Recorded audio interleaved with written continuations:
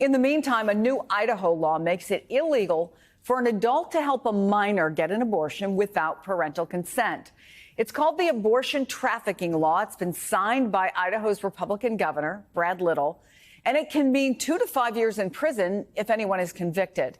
NBC's Ali Vitali has been reporting on this story for us. Charles Coleman is a former prosecutor and MSNBC legal analyst. Ali, let's start with this law.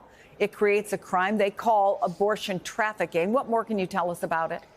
Yeah, Chris, this is among the most restrictive laws that we have seen across the country, and certainly the first of this kind, which would effectively govern the way that adults could help pregnant minors without the consent of their parents access abortion care. And we're not just talking about medical abortions, we're also talking about medicated abortions, specifically the abortion pill. I can put up for you on the screen some of the fine points here, because again, this is something that's the first of its kind, but could be mimicked across the country, especially in conservative legislatures. So what we're talking about here is anyone who helps pregnant minors access to abortion, they could face 2 to 5 years in jail in cases that could be prosecuted up to 4 years after the time that these alleged traffickings are committed. What we're talking about is traveling to other states where abortion is legal there, and it includes accessing the abortion pill and can apply to medical providers referring someone across state lines. So we're not just talking about a friend of a family helping a minor whose parents don't consent to this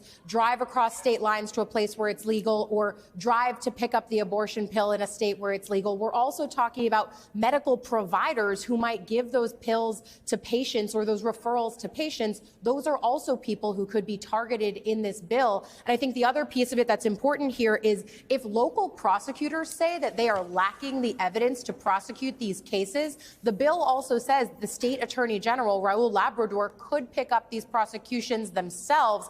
And that's something that's important and Charles can speak to as well. But again, it's one of the most restrictive things that we've seen. And when you think about this post-Roe landscape, it's the kind of things that abortion access advocates have been concerned about, because it's not just a question of what a state can restrict, but also the ways that they are trying to impede people's ability to travel to states where abortion is still legal.